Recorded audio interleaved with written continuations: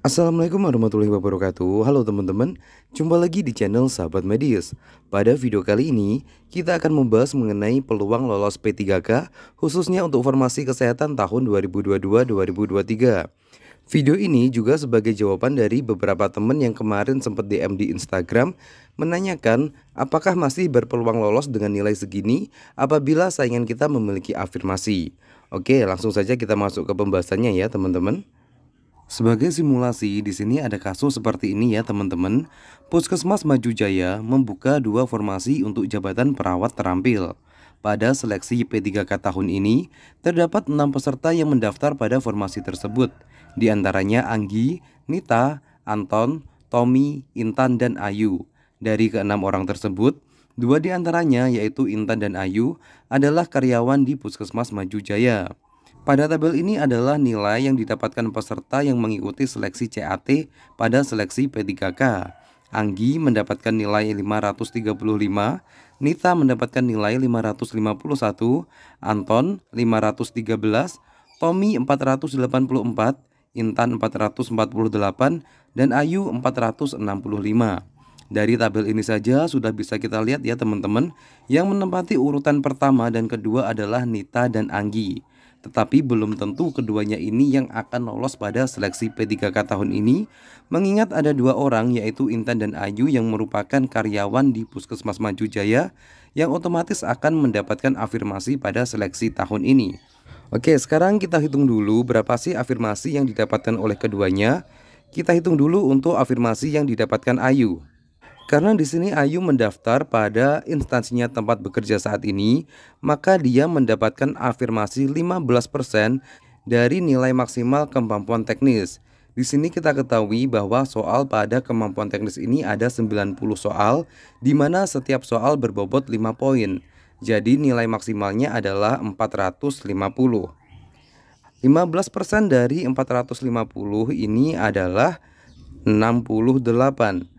Jadi tinggal kita jumlahkan nilai yang didapatkan Ayu pada seleksi CAT sebesar 465 ditambah dengan 68, ini hasilnya adalah 533.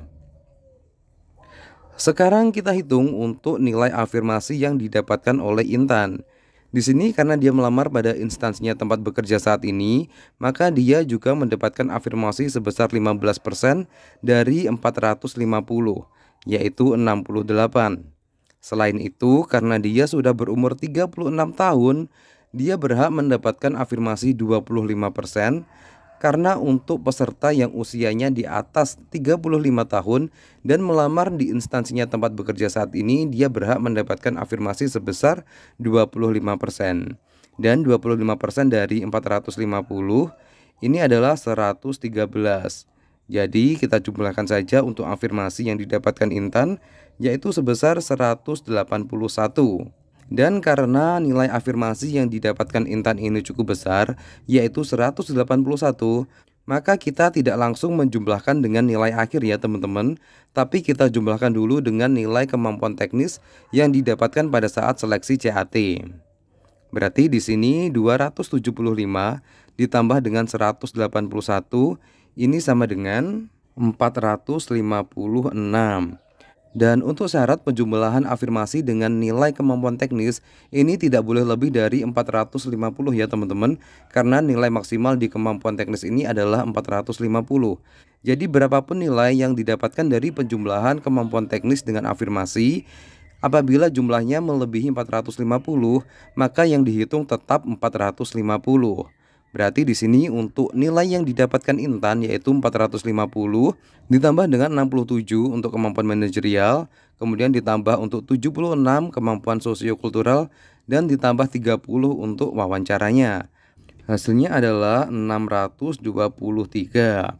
Kemudian setelah kita hitung nilai afirmasi yang didapatkan oleh masing-masing peserta, sekarang kita urutkan atau kita ranking siapa yang menempati urutan pertama dan kedua, merekalah yang lolos pada seleksi P3K di Puskesmas Maju Jaya. Di sini kita tahu setelah mendapatkan afirmasi, Intan menjadi menempati urutan pertama, sedangkan yang menempati urutan kedua adalah Nita dengan 551 poin. Lalu siapa saja sih yang berhak mendapatkan afirmasi? Ini bisa kita lihat di surat keputusan Menteri Pan-RB. Dan berikut ini adalah surat keputusan Menteri Pendayagunaan Aparatur Negara dan Reformasi Birokrasi Republik Indonesia nomor 968 tahun 2022 tentang mekanisme seleksi pegawai pemerintah dengan perjanjian kerja untuk jabatan fungsional tenaga kesehatan. Kita langsung saja scroll ke bawah untuk mengetahui siapa saja yang berhak mendapatkan afirmasi. Pada bagian ke-15 di sini dijelaskan kompetensi teknis bagi pelamar diberikan penambahan nilai dengan ketentuan sebagai berikut. Yang pertama, pelamar dari penyandang disabilitas ini akan mendapatkan tambahan nilai sebesar 10% atau sekitar 45 poin. Kemudian, pelamar yang melamar pada fasilitas pelayanan kesehatan dengan kriteria terpencil dan sangat terpencil sesuai keputusan Menteri Kesehatan akan mendapatkan nilai sebesar 35% atau 158 poin. Lalu untuk pelamar yang berusia 35 tahun ke atas pada saat mendaftar dan memiliki masa kerja paling singkat 3 tahun secara terus-menerus serta melamar di fasilitas kesehatan tempat bekerja saat ini akan mendapatkan tambahan nilai sebesar 25% atau 113 poin. Kemudian, pelamar yang melamar di fasilitas kesehatan tempat bekerja saat ini akan mendapatkan tambahan nilai sebesar 15% atau 68 poin. Kemudian yang terakhir, pelamar yang sedang atau telah melaksanakan pengabdian berupa salah satu pelayanan kesehatan masyarakat ini akan mendapatkan tambahan nilai sebesar 5% atau 23 poin. Dan di sini buat teman-teman yang kebetulan kalah perankingan karena tidak mendapatkan afirmasi, jangan berkecil hati ya teman-teman, karena kemungkinan di tahun depan ini juga masih akan dibuka untuk seleksi P3K dan CPNS. Jadi untuk kedepannya bisa dipersiapkan lagi belajarnya jauh-jauh hari sebelum pelaksanaan ujian. Oke, sementara cukup sekian ya untuk video kali ini. Semoga video singkat ini bisa bermanfaat. Wassalamualaikum warahmatullahi wabarakatuh. Sampai jumpa di video berikutnya.